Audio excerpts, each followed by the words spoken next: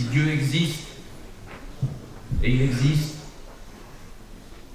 alors tous les êtres humains, tous les hommes, toutes les femmes, quelle que soit leur origine, quelle que soit leur religion, tous sont ses enfants.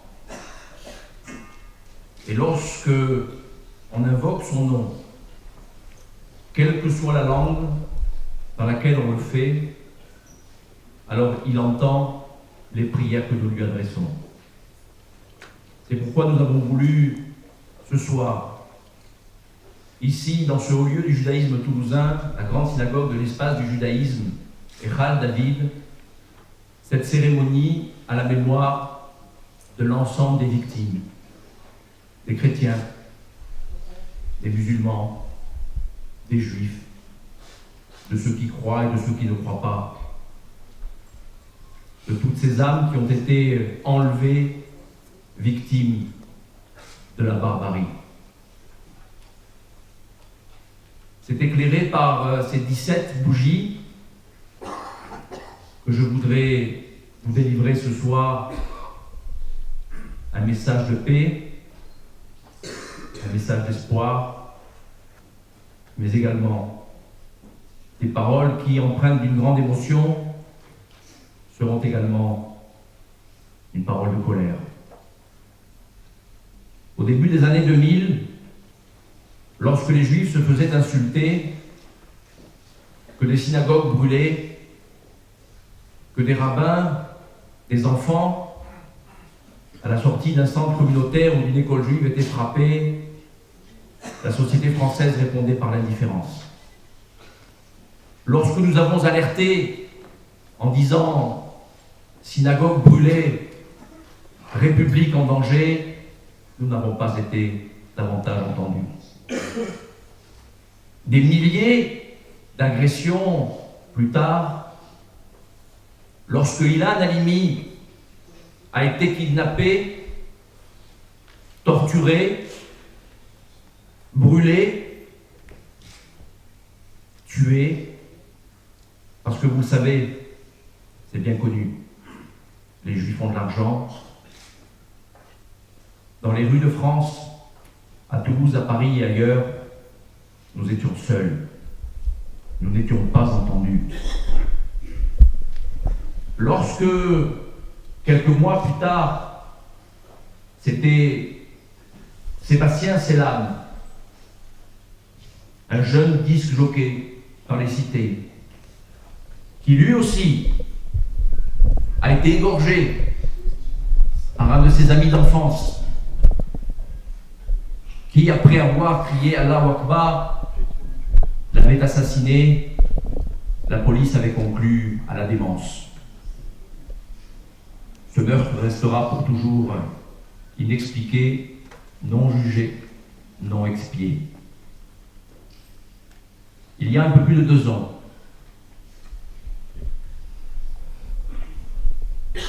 nous étions là tous ensemble. J'ai envie de dire presque les mêmes. Bien qu'entre-temps, beaucoup nous aient quittés pour aller vers d'autres horizons. Ne supportons pas l'idée qu'après les assassinats de Toulouse, Montauban et Otsar Torah, ils puissent continuer à vivre dans un pays où la sécurité des Juifs n'était plus assurée. Il y a un peu plus de 2 ans, nous nous sommes retrouvés ici, nombreux, une foule compacte, pour pleurer l'assassinat barbare, l'exécution, le meurtre sordide de Jonathan Sandler, de ses 2 enfants, Gabriel et Arié, de la petite Myriam Monsonego, la fille de Yafa, de Yaakov Monsonego, le directeur de l'école Otsar Torah, devenu depuis Portora. Nous nous sommes rassemblés également pour pleurer la disparition de 3 militaires français, assassinés simplement parce qu'ils étaient des militaires français, qu'ils portaient l'uniforme de la France et qu'ils défendaient les valeurs de notre pays, de notre civilisation, dans les conflits extérieurs dans lesquels la France est engagée. Je veux aussi rappeler leur nom. Mohamed Le Gouat, Abel Chenouf, Imani Benziaten. Leurs souvenirs sont à jamais inscrits dans notre mémoire. Cette liste est déjà longue. Vient se rajouter à la mémoire de ceux dont nous venons de rappeler le nom. Car comme l'a dit hier soir le grand rabbin de France, Raïm Corsia, lors de cette cérémonie à la synagogue de la Victoire à Paris, lorsque l'on rappelle le nom d'une personne disparue, ses lèvres bougent dans sa tombe. C'est-à-dire que même dans notre monde, il est bien sûr toujours vivant, mais que nous le faisons vivre encore avec nous aujourd'hui.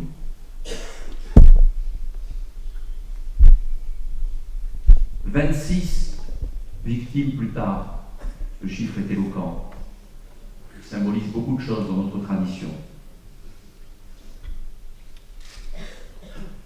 Déjà 9, puis 17 cette semaine.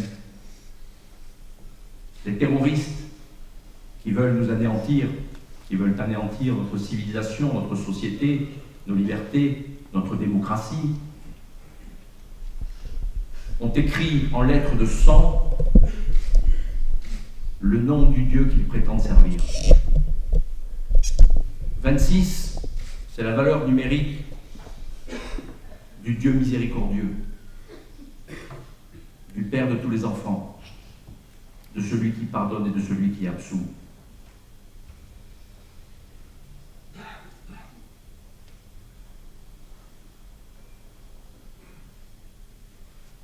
Je suis en colère, parce qu'ici même, il y a 2 ans et demi, avec d'autres, j'avais dit, nous avions dit, il y aura un avant le 19 mars, et il y aura un après. Mais il n'y a pas eu d'après. Parce que, apparemment, la France n'était pas encore prête à comprendre que ce qui menace les Juifs menace la République, menace la société, menace le monde. Que depuis 3000 ans, la haine des Juifs est un poison violent qui tue d'abord ceux qui le portent. Un poison qui est capable d'anéantir des sociétés, des civilisations tout entières. Mais nos ennemis sont-ils bêtes à ce point qu'ils ne comprennent pas que quelle que soit la haine qu'ils nous portent, nous sommes toujours là? Ne l'ont-ils pas constaté? Pensent-ils vraiment qu'ils pourraient réussir là où d'autres avant eux ont essayé et ont échoué? Oh, non pas que nous soyons d'une constitution si robuste que cela. Nous sommes des hommes et des femmes, comme tout le monde. Mais ce qui est fort en nous, ce sont les valeurs que nous portons. Ces valeurs, elles sont au-delà de notre personne, au-delà de notre consistance physique. Elles sont inscrites dans l'histoire de l'humanité. Et elles sont par définition indestructibles parce que si elles l'étaient, alors l'humanité serait détruite.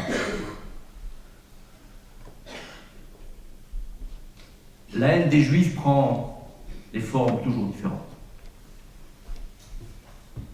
Antisémitisme chrétien, Moyen-Âge, antijudaïsme plus exactement, antisémitisme au XIXe siècle, que les nazis ont utilisé pour détruire, pour massacrer plus de 6 millions de nos frères. Et ce faisant, ils ont également exterminé 60 millions de personnes qui n'étaient pas des Juifs, au passage. Il faut quand même le rappeler. Aujourd'hui, une nouvelle forme de haine des Juifs, un mélange de l'ancienne que nous connaissions, dont nous connaissions les codes, et une nouvelle qui naît, ça et là, qui fleurit sur Internet, dans des mosquées, dans des prisons.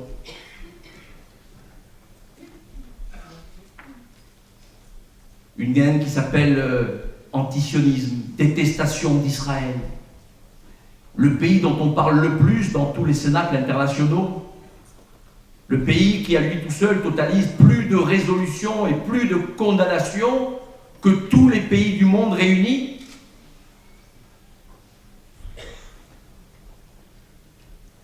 Eh bien, il y a 2 ans et demi, apparemment, le monde n'était pas vraiment prêt.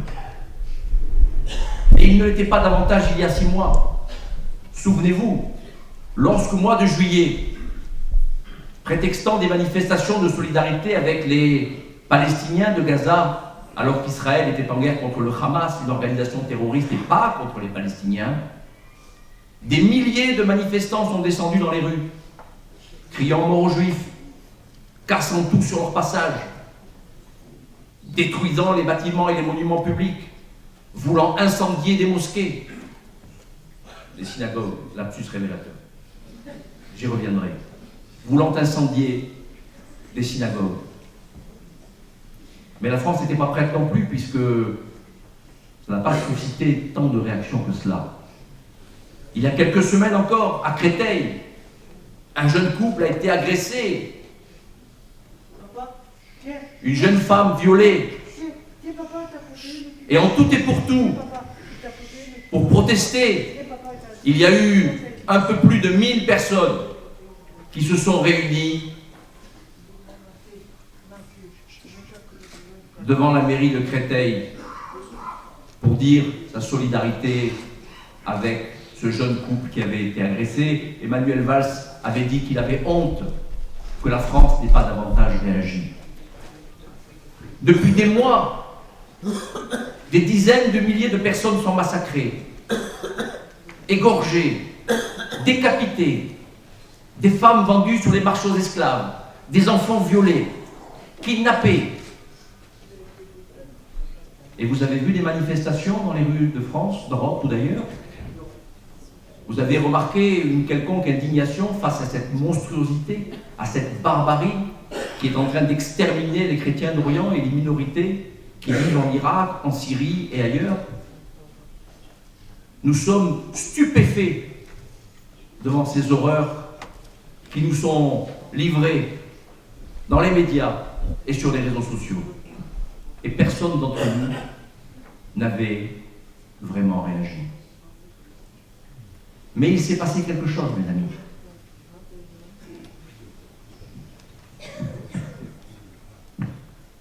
Ce week-end, samedi et dimanche, la France s'est levée. Elle s'est levée comme elle ne s'est jamais levée dans son histoire. Pour dire, maintenant, ça suffit. Nous étions dans les rues de France hier près de 4 millions. 4 millions de Français de toutes origines, de toutes conditions, de toutes religions. J'étais dans la manifestation parisienne. Un défilé était prévu, mais personne ne pouvait bouger. Nous formions un bloc compact, soudés les uns aux autres. Et vous savez quoi? Nous avons vécu un moment de communion comme il en existe peu ou il n'en existe pas. Cette journée s'est déroulée d'une manière absolument magique. Il n'y a pas eu le moindre débordement. Pas une chaise cassée, pas une insulte, pas une agression. Est-ce que quelqu'un peut l'imaginer lorsque l'on a vu ce qui se passe dans d'autres manifestations où pour un oui, pour un non, on détruit tout ce qui est autour de soi? Tout le monde était gentil, tout le monde était poli. Personne ne pouvait rien faire, on ne pouvait pas circuler, on ne pouvait pas marcher. Mais nous étions debout. Nous étions comme c'était écrit et c'était crié partout, nous étions des Charlie. Intéressant comme idée. Nous étions Charlie. Je suis Charlie, était-il écrit ici. Je suis journaliste. Je suis flic. Je suis juif. Nous sommes Français. Nous sommes la République debout. Mes chers amis, il nous aura été donné dans notre vie, une fois, de voir une situation comme celle-là. Je dis une fois, parce que hélas, vous le savez, pareille mobilisation ne se reproduira pas. Ce genre de choses arrive une fois. Et c'est un message très fort que toute la société doit entendre. Personne ne peut s'approprier le mérite de cette manifestation. Elle est, pour l'essentiel, le résultat de ce que les hommes et les femmes de ce pays portent en eux. C'est un mouvement spontané qui a levé des foules, qui a levé des centaines de milliers, qui a levé des millions de personnes. Des gens qui ont exprimé à la fois leur colère, leur douleur, leur espoir, leurs attentes. Et plus qu'être un rassemblement à mettre au crédit des responsables politiques, c'est un avertissement qui leur est donné de prendre enfin la mesure des choses et de prendre les mesures qui s'imposent pour mettre un terme, pour enrayer, pour conjurer ce fléau qui est en train de détruire le monde, qui est en train de détruire l'Europe, qui est en train de détruire la France. Et vous savez, depuis le 19 mars 2012, nous avons cette citation de Camus à l'esprit. Mal nommer les choses, c'est ajouter du malheur au monde. Et ce que nous faisons depuis plus de 15 ans, c'est mal nommer les choses. Et ce faisant, nous n'avons fait qu'ajouter du malheur au malheur. Et voilà où nous en sommes aujourd'hui. Parce que, au lendemain de cette fantastique mobilisation, rien n'est réglé. Au contraire, tout commence. Vous savez, les gens ne sont pas fous. Ils ont compris que ce à quoi nous avons assisté, c'est le prélude à ce qui va se passer. C'est pas la secousse, ce n'est pas une simple petite réplique, c'est juste le signe annonciateur du tremblement de terre qui s'annonce si rien n'est fait pour enrayer ce phénomène. Les terroristes islamistes sont venus armés d'une manière incroyable. Et apparemment, on nous explique doctement que ces armes se trouvent assez facilement pour qui souhaite s'en procurer. Ça aurait pu être bien pire que ce que nous avons connu, puisqu'apparemment, un des terroristes avait comme cible l'école juive de Montrouge. Il s'est arrêté en chemin sur l'hypercachère que par ailleurs il avait déjà visité, d'où la préméditation du crime, puisque le gérant de cet établissement l'a reconnu. Alors, je dis mal nommer les choses, ça veut dire qu'à un moment donné, il faut les dire. Il faut les nommer. Il faut sortir de la complaisance, sortir du déni. Et ce faisant, prendre bien soin, bien évidemment, de ne pas tomber dans une quelconque stigmatisation amalgamée. Mais à qui il viendrait à l'esprit de confondre les terroristes qui se réclament de l'islam, de leur islam, avec l'ensemble des musulmans? À qui? Ben écoutez, il y avait 4 millions de Français dans les rues, j'en ai pas vu un seul qui avait cela à l'esprit. Les musulmans étaient, comme tous les Français, partie prenante de cette mobilisation, avec sincérité, les larmes aux yeux. Ils avaient simplement de la peine. On ne leur demande pas d'avoir honte, ils n'y sont pour rien. Et d'ailleurs, les musulmans sont aujourd'hui avec nous, ici, dans cette synagogue. Vous les avez vus. Mais pourquoi sont-ils là? Tout simplement parce que ce sont nos frères. Ce sont nos frères. Est-ce que quelqu'un pourrait en douter une seule seconde? Donc la question n'est pas celle de l'amalgame. La question n'est pas celle de la stigmatisation.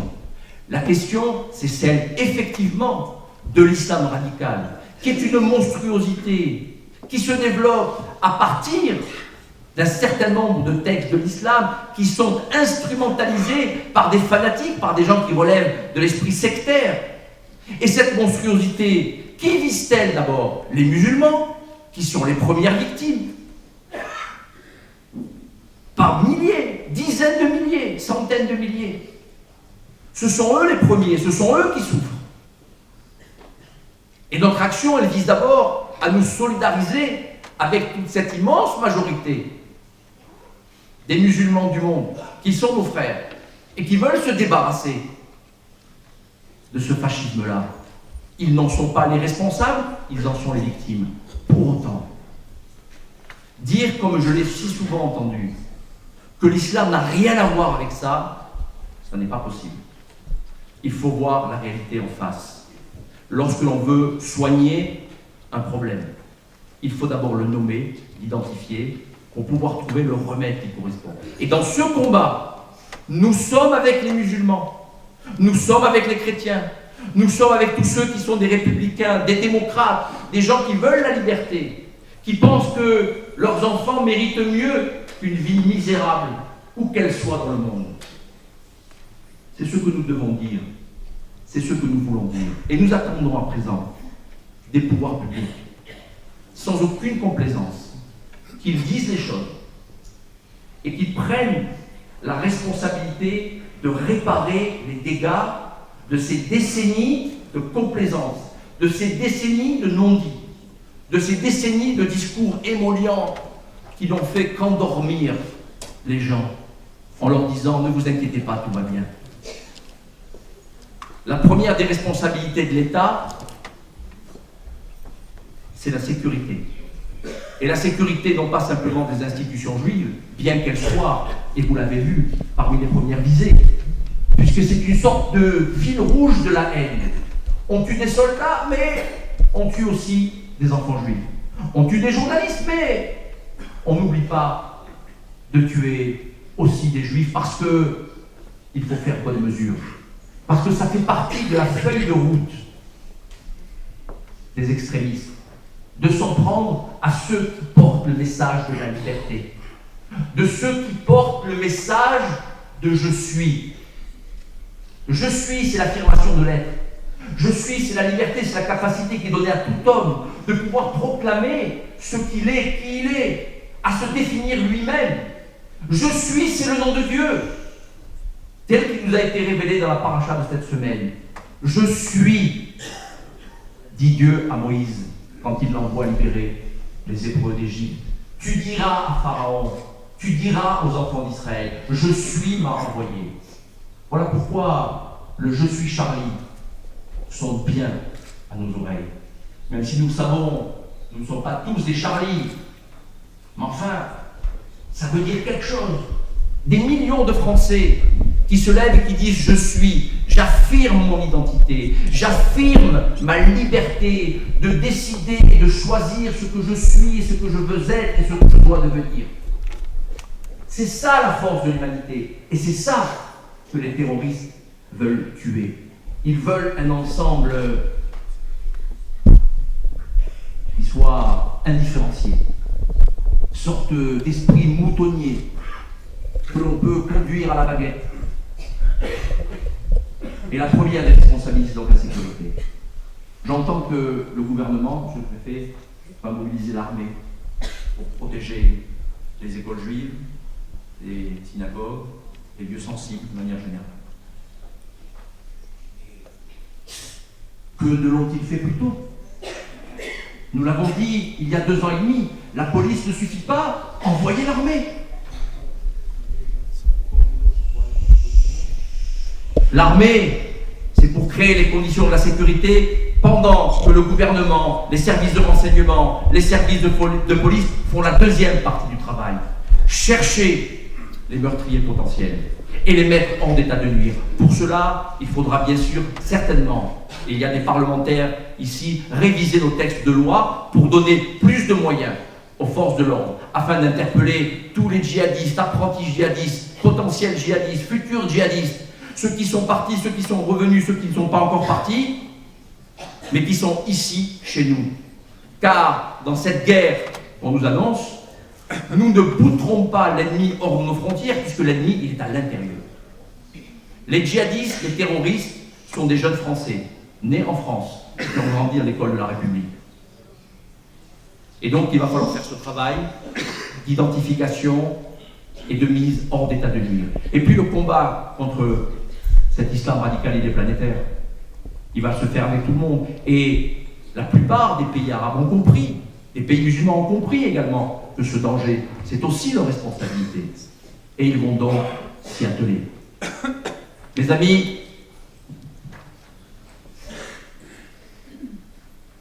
il a été dit hier qu'il y aura un avant et un après le 7 janvier. J'ai envie de le croire. Sans doute. Et pourtant, j'ai envie de le croire. J'ai envie de croire que ce qui s'est passé hier laissera des traces dans nos esprits.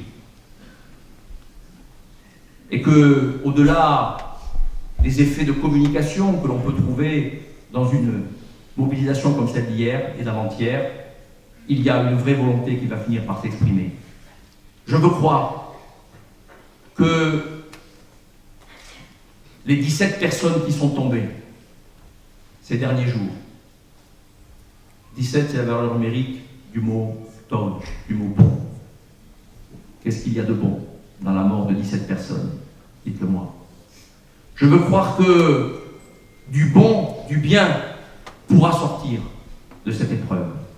Et que ce grand mouvement qui s'est levé, ce grand mouvement de tous ces Charlie, de tous ces juifs, de tous ces journalistes, de tous ces catholiques, de tous ces musulmans, qui ont dit tout simplement « Nous sommes la République debout », je veux croire que c'est ça qui finira par l'emporter. Mais je vais vous dire une chose très simple. Nous n'allons pas accepter que la situation continue à se détériorer. Et je disais tout à l'heure, il y en a beaucoup qui nous ont quittés. Des milliers de Juifs ont choisi de vivre ailleurs qu'en France parce qu'ils considèrent qu'ils ne sont plus à leur place ici. C'est une décision personnelle, une décision qui leur appartient. Mais c'est quelque chose de gravissime pour la France, qui, avec les Juifs et avec d'autres, perd les meilleurs de ses enfants.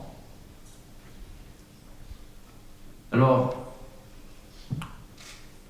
nous allons tous ensemble espérer que Juifs, chrétiens, musulmans, agnostiques, libres penseurs, tous ceux qui sont Charlie à leur manière, que nous continuions et que nous essayons vraiment, sincèrement, de ne faire qu'un, que chacun fasse son examen de conscience, que chacun, dans son temple, sa mosquée, sa synagogue, réfléchisse à sa responsabilité de citoyen. Parce que nous sommes sur un fil. Que la prochaine fois, à Dieu ne plaise, s'il devait y avoir encore des morts, la France que nous avons vue dans les rues de Paris et d'ailleurs hier, peut-être que cette France changerait de visage. Et le risque est grand de voir notre pays se déliter, notre nation se déchirer.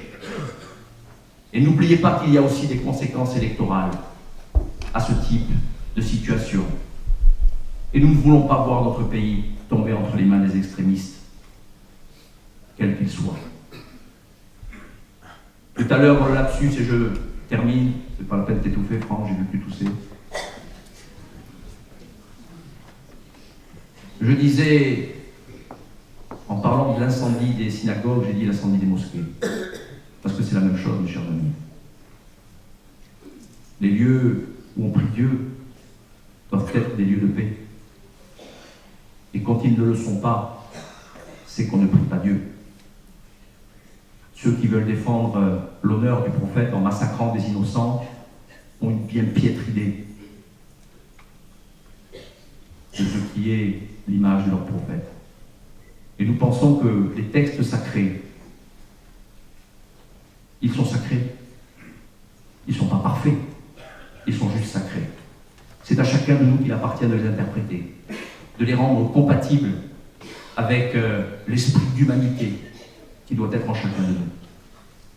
Mes chers amis, je voudrais que nous n'ayons plus jamais l'occasion de nous retrouver ici, dans cette synagogue, parce que le mal aura disparu, parce que la haine se sera estompée, parce que le courage l'aura emporté, et que comme dans les rues, hier et avant-hier, c'est le mot fraternité dont on se souviendra lorsqu'on parlera des valeurs de la République. Merci.